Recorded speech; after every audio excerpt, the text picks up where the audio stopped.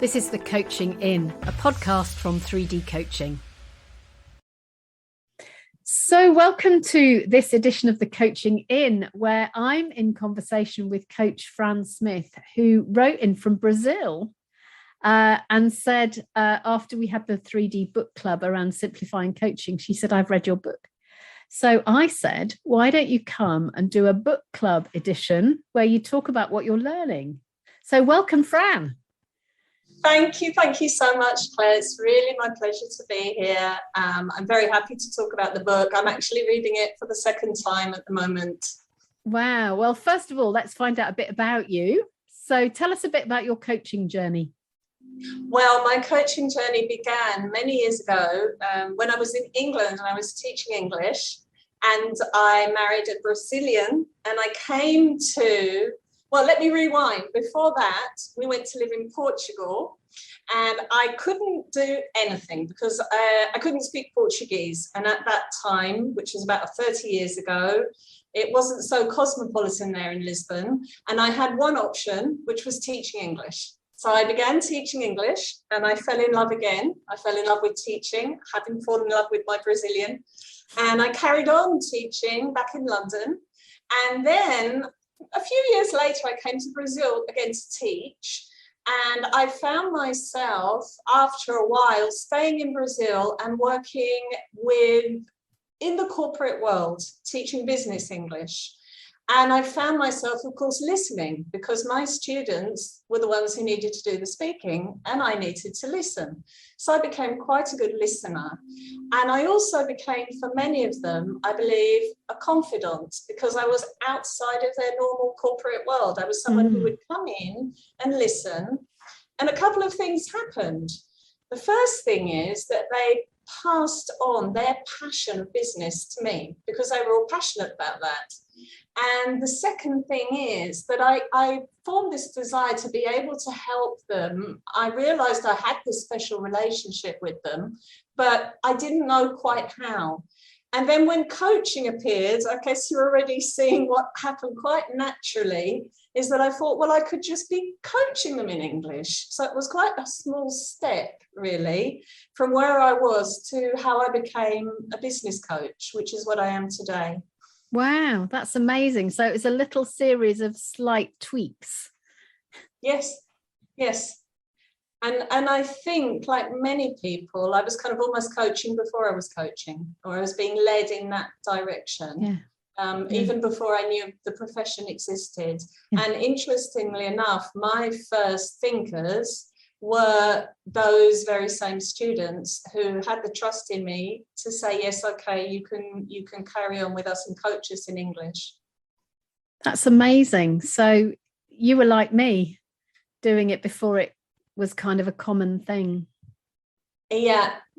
But I don't think I realized that I was doing something but not doing it very well. And I really wanted the skill set.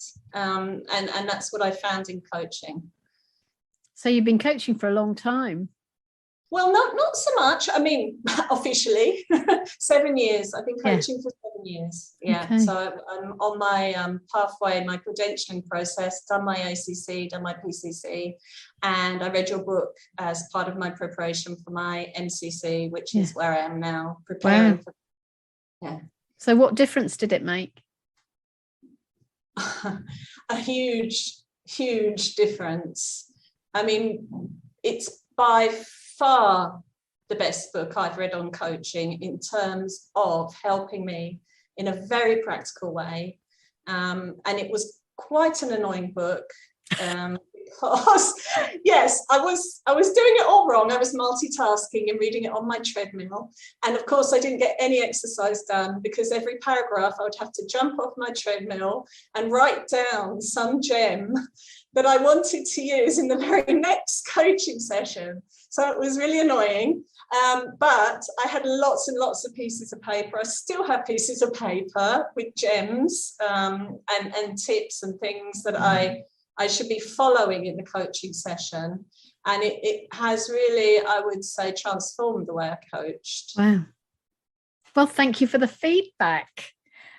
And you and I did that amazing interview, didn't we, for ICF Brazil? a few weeks ago. Yes, and lots of people are reading your book. We formed 3 study groups. Oh, wow. Yes, and I'm still raving, and I'm still putting it into my practice. And I think the main way it changed, it gave me a role in the coaching conversation. And my role, my value now in my mind is I create the container and I keep the focus. And of course, all the MCC competencies, which I'm bearing in mind, such as the learning, and who the person is, the learning beyond that situation.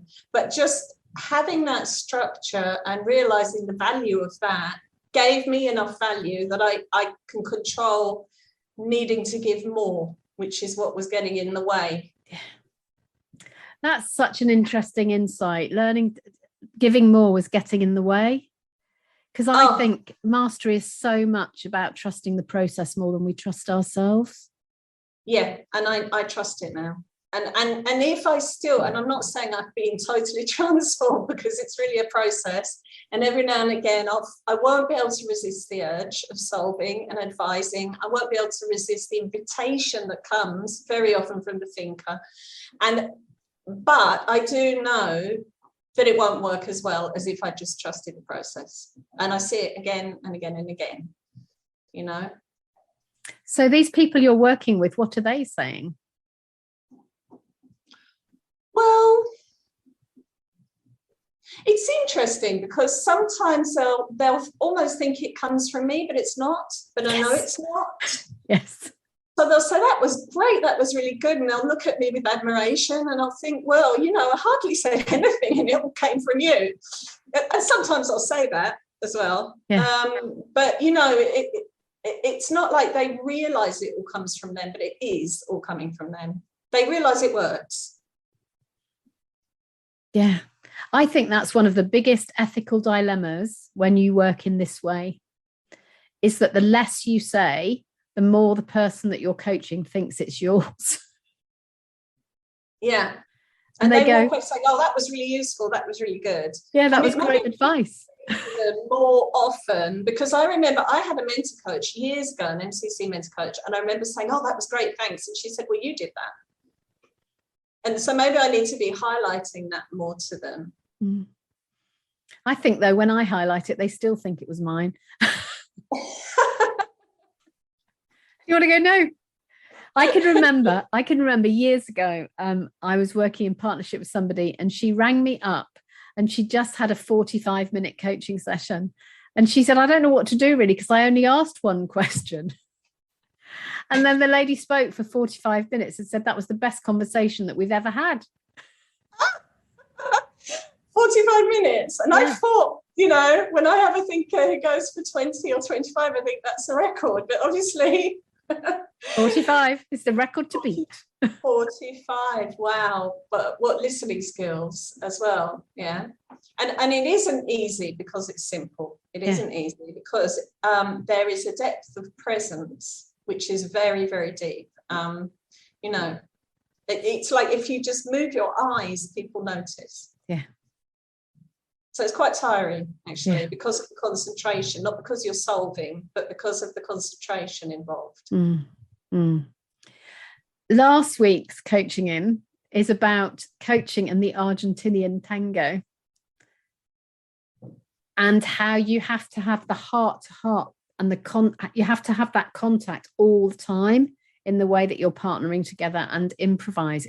And that's what you're describing, isn't it? That absolute total focus. Yes, and I'm still not quite there with that in terms of, I feel the thinker should be leading and not me, but then I realise it's a dance, and the fact that it should be changing, because sometimes, for example, if you're going to challenge someone, you will be leading a little bit, or if you observe something they haven't observed and show it to them, there's a choice there. So I'm very aware, having read your book, that questions can be leading, and I was leading an awful lot with questions and not realising it. So now I'm trying to pick up just on people's words and not bring anything outside of what they've brought. But even so, I'm not sure if the dance, when I'm leading in a dance, that's wrong, because I think of this leading, I think it's quite Yeah. Listen to last week's podcast. Okay. Because it's about leading and following and switching between. Yeah. Because actually that means that we're in sync. Because if you follow all the time, then you're not in sync. Yes, exactly. I almost feel like I'm denying myself too much. It's like, you know, when you try and change your behavior and you go too far one way. So I feel that I've done that. And I feel that when I'm more in partnership, the thinkers prefer it as well. Yeah. You know, so I think it's allowing myself to go back again. Yeah. Yeah. Yeah. Yeah. It's like being on a really, really healthy eating plan, isn't it? And saying, I can't eat anything. And then saying, actually, I can eat some great healthy things. Exactly. And it's going with that instinct or that intuition that I know it's okay to come in here with something. It's useful. It's not, you know. So it's really finding that balance. And well, it's such an interesting journey. So interesting. It's such an art, coaching. Yeah. I agree completely. And it's an art that we need to master, fall over. Yeah, there's learning all the time, isn't there? Yes, it's constant. And I think it's helpful to listen to recordings. It's helpful to write after a session, be it a good session or not so good session, to write down why, to reflect. These kinds of practices are very helpful. And something else interesting about the journey is people keep asking me, well, when are you going to do it? And for me, it's not about when I'm going to do it, it's about the journey, because I know that when I get the MCC, and I'm quite confident that one day I will get it, it won't be the end of the journey. It will just be choosing another way to develop. And the main thing for me is the development. So as long as I feel I'm learning, that's fine. And I think that when coaches, sometimes I see them doing this, I'm going to get it by. That's almost like sabotage, isn't it? Because that puts a lot of pressure on you to perform and get your recording. And that pressure in itself won't be helpful. Val Hastings, who was on the podcast on the 3rd of November, he had 8 years mentoring for his MCC, his Master Certified Coach credential. Brilliant. I love that. I mean, it took me 2 years for the PCC, and I said it very loudly and very often, because I actually wanted to help coaches who are finding it difficult realize, well, it's not easy, and it shouldn't be easy, you know, because it's there to help us develop, right? And it wouldn't have any value if it were easy, and it wouldn't be a great challenge. And I do like a challenge. Wow. And I mean, I agree with you, because it's not about the destination. Because if we think we've arrived, then we start taking power over people, and then we're not working in partnership again. Yeah. Although I must admit, reading your book in a way, I have to be careful, because I'm working with other coaches and I'll be looking at them and they're not doing the things that I've learned to do. And I'm sort of thinking, well, that's wrong. And I know also that if someone were to watch me who's got more experience, they could also think that of me, you know. So I'm trying to be humble, but I've changed so much, you see. Don't make me a guru. I'm not. Well, no, it's just that I'm just so happy that you wrote the book, because it's just so practical, and it's just something that I hadn't read anything like that, you know. And I just wanted to throw a firework in. I think partly because I'd learned so much about how less enables the other person to do more, that I wanted to share that, and it felt very countercultural in relation to an awful lot of stuff that says, and you also need to know this, and you also need to know this, and you also need to know this. So I've just had session 2 of an organizational coaching training. And I said to them today, so they did their first practice. And I said, that's the hardest practice that you're going to do, because every week now we're going to teach you one thing that will make it easier, where you have to do less work. And they're all going, what? They're going, you know, you can't be serious, but actually that's true. That doesn't mean the training's easy, because actually the training's really difficult, because they're going to have to learn to stop doing things in order to do less. And that's the hard bit. Well, exactly. I think a lot of coaching is about learning not to. It's about unlearning. Yeah. And that's not easy. You know, it's not judging, it's not assuming, it's not leading, it's not solving, it's not interrupting, it's not. Yeah. And that's harder than learning something new, because you've got your old behavior. If you go on automatic pilot, that's there and very, very ingrained. So the unlearning is really the hardest part and essential. And I think it makes you a better person. Yeah, I agree. So I noticed on LinkedIn, Fran, that you're doing a webinar about for coaches who are using English as a second language. Yes. And I'm really curious about the connection between simplicity and people who are coaching in a language that's not their mother tongue. Well, that's very interesting, because it's actually helpful for coaches to be reminded that they don't need to be extremely eloquent or perfect in any way in their second language in order to help their thinker. In fact, if you think about vulnerability and the creation of trust and power in the coaching relationship, there is actually an advantage to be working in your second language, I feel. Obviously, you need a level of competency that you can understand your thinker, but you don't need to understand everything. And I feel that if you're open about the fact that you don't speak that language perfectly, and that's all right, you allow them to not be perfect, and that's all right. And you create a very good connection, you know, possibly with that. So, yeah, it's very interesting. I'll be giving a webinar on Thursday. Well, that's 2 days from now, for South Florida ICF, to coaches probably from Latin America who live there, about this topic. And we'll be looking at how coaching in a second language affects the core competencies, which is something I've never seen discussed, but it must be happening all the time. Yeah. I thought that when I saw the advert. I thought, my goodness, nobody's ever said that before. No, and I can tell you, because I coach in Portuguese as well as English, it's fascinating. And I was with a thinker the other day, and we were having the coaching in Portuguese, but he suddenly started speaking in English in the middle, because he'd been working with people in English and it was there, obviously. And I saw myself, or I looked outside myself, I thought, I don't want to do this, I want to stay in Portuguese. And I realised, and I thought, hang on a minute, Fran, go with him, go with his language. And then I started mixing it up, Portuguese and English. And it was really interesting to see what was happening with that, and with the dance, you know. And he even mispronounced a word at one point in English. And I thought, well, do I repeat the word mispronounced, or do I come in and correct him? And then I'll be becoming a teacher. So you get into all kinds of conversations in your mind, which, I mean, would be great for supervision, this, you know, which maybe we're not talking about this, but we should be. Yeah, no, I agree. That's just so interesting.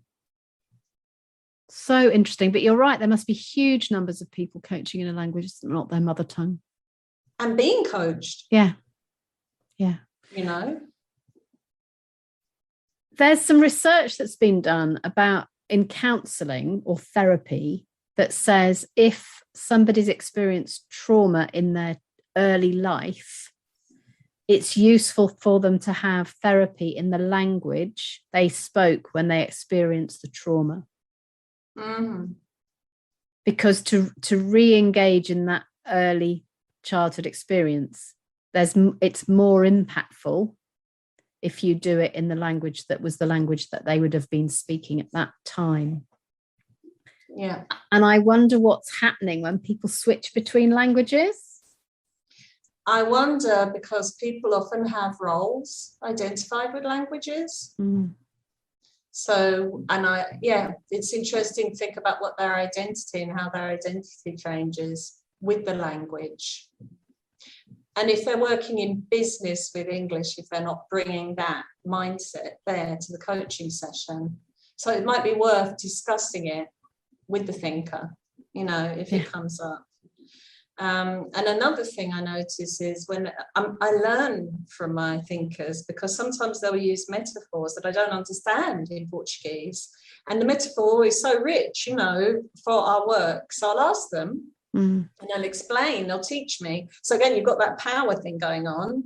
And then I'll be using that. So I also have to think, when do I ask? When don't I ask? When is it about me? When is it about them? Yeah.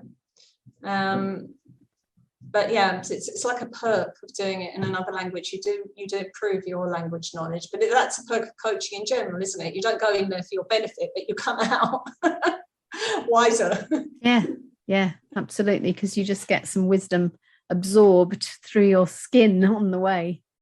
Yeah, but what stops a lot of coaches coaching in another language is they want to be perfect, so they're making it about them. They're not making it about the coachee or the thinker. And I'm actually in this webinar, I've got this right in front of me, so I'm going to say it. It's a quote from you that I've got on the slide, and it is, your value does not come from how many words you use or from the eloquence of your questions. The value you bring is to be fully present and enable another person to do what is needed to see things differently. Too many words reduce the challenge. Less is more. I'm just sitting here thinking, did I really write that? Yes, you did. And I think it will give people confidence to remember that, because it's so much more than words. It's feeling and emotion and intuition and energy, and people, it's such a shame, because I see coaches who could be working in English and they're not, because they think they need to be perfect. I did an introduction to coaching, just a one-day course, which we run all over the place, just a kind of introduction in organisations. And it's an organisation that has they have a recruitment program from the Philippines, where they bring nurses from the Philippines to the UK to work in their hospitals. And they're quite senior nurses, and they come over, and one of the issues is that they have an anxiety about the level of their English. And these two women came on this training day where people had lots of different countries of origin in the room, like they do in London hospitals. And at the end of the day, these two ladies came over to me and said, this is amazing, because you've given us permission to not feel that we need to understand every single thing that people say to us. Yeah. And so they were beginning to regain the confidence of their experience, because the confidence of their experience had been suppressed by the fact they were so bothered that they didn't understand every single word that people said, that they thought therefore they weren't good enough. But they didn't need to understand every single word. They needed to understand enough. Yeah, and in fact, sometimes the words will even mislead you. Because, totally. I was with a thinker the other day who was very, very stressed, and you didn't need to understand a word that this person said to know, because the speech becomes very accelerated. You feel it like that. And at some point he said, but life is good and everything's fine and my family's great, but the energy hadn't changed at all. The dialogue had changed, but the energy was exactly the same. So, and then later on in the conversation, the energy dropped. And I said, I feel the energy's dropped. What's happened? And it had nothing to do with the words. There was something that was going on there, obviously, that he'd realised or thought. But if you were just really basing your analysis on the words, you wouldn't have got to the reality of it, the truth of it, let's say. So words can be misleading. Yeah. And you were paying attention to the musicality. The tone and the pitch and the pace. Yes. And the sensing.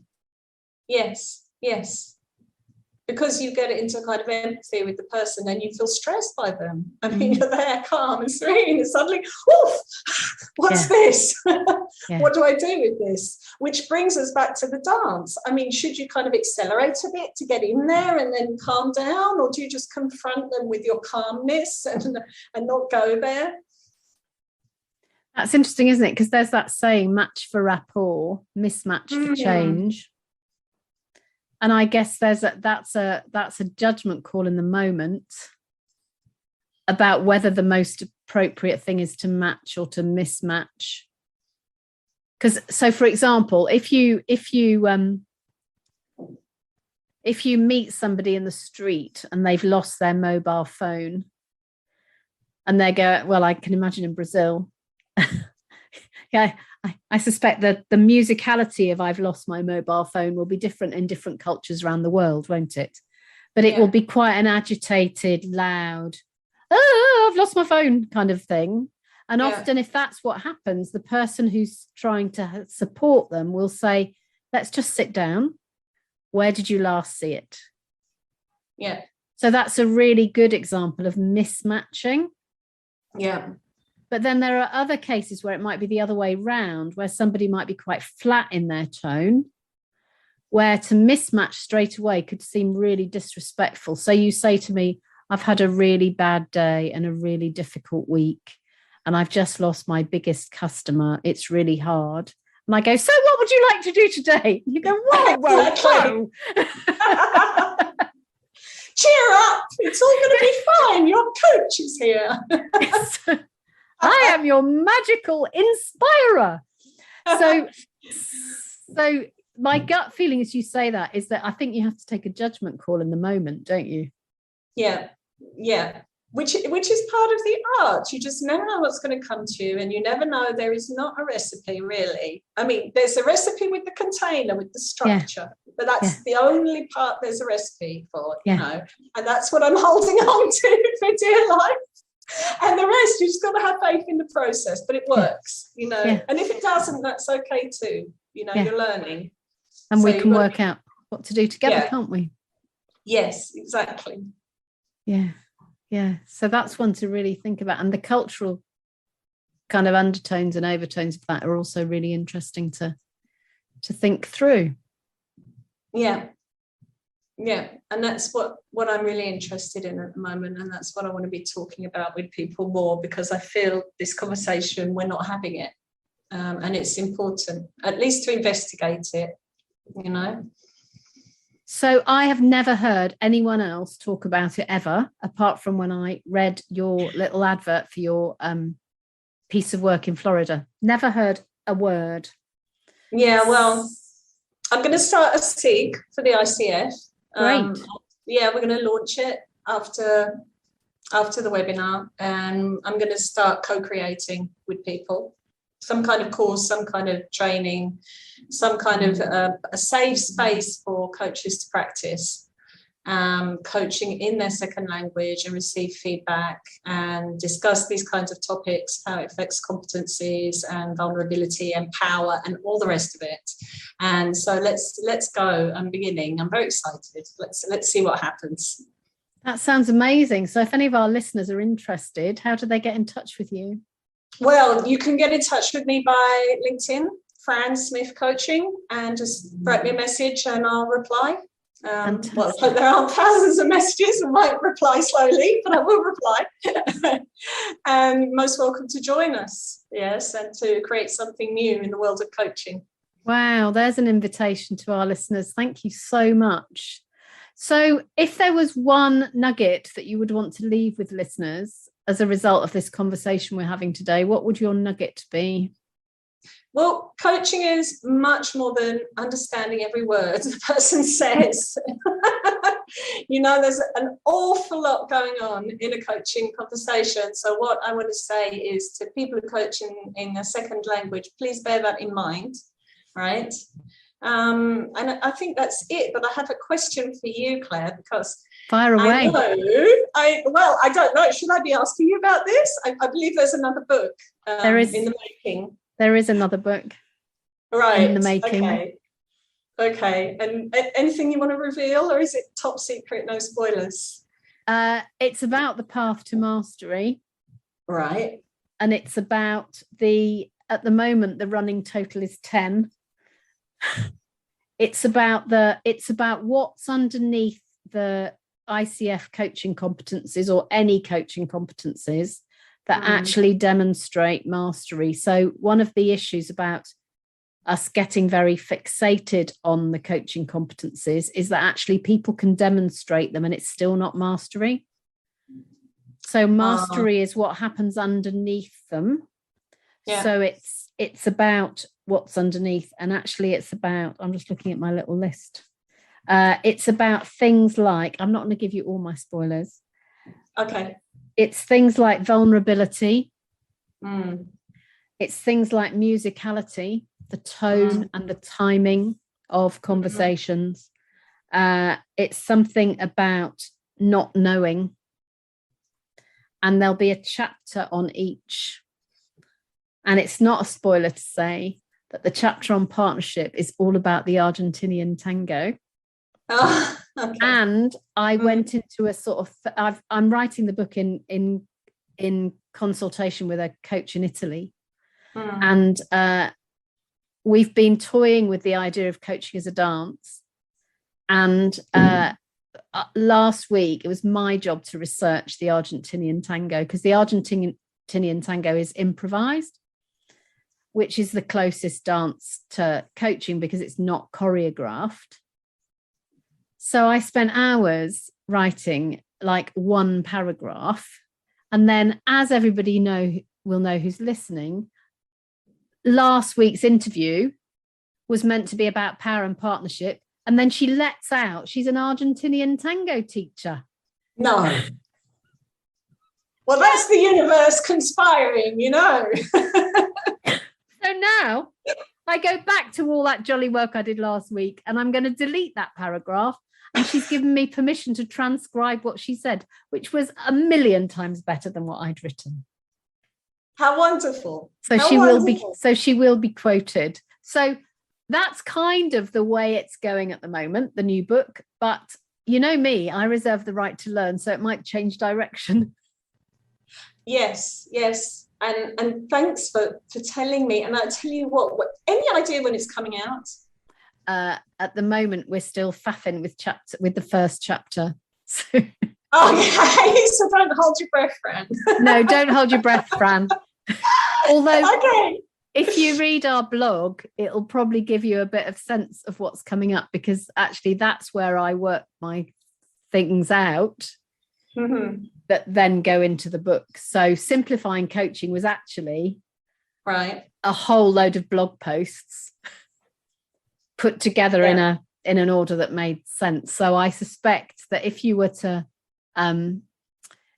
do Google search, probably you'd find whole phrases on our blog from any book I've written. So okay, I'm going to Google simplifying coaching blog and take a look at that. And the blog's called 3D Ideas, so you can get it from www.3dcoaching.com/blog.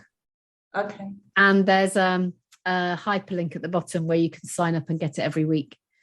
Excellent. Thank you. I'll do that. And if you're a reader of our blog, I promise that I won't write every single one about dancing, although the last 6, I think, have been about dancing. Which makes it really clear that's my learning edge. Right. Okay.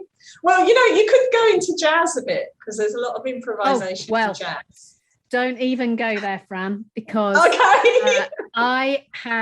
there was somebody at the ICF, the International Coach Federation Conference, who knows all about jazz and coaching and is going to come as a guest. Ah, perfect. There you go. I'll be listening to that one. Well, I listen to them all, of course, because I'm the world's biggest fan, as probably people have noticed. But anyway, I'll be listening, paying a special attention to that one. And I could talk about the competencies in terms of the fact that they do get in the way, because there are so many of them and they're all about us displaying things. But the whole point of coaching is it shouldn't be about us. So I'm tackling that as well. I'm really in a process here and I have some complaints. But okay. That's one of the things that I'm going to talk about in the next book, because the issue, as you've so beautifully said there, is that actually just because you measure somebody on their capacity to meet the competencies and ask great questions and do what needs to be done, unless you also notice how it's received and notice the partnership from the other end, then it's not mastery. So Lucia Baldelli, who I'm writing the next book with, she and I have been having an ongoing conversation that actually says, can you assess mastery audio only?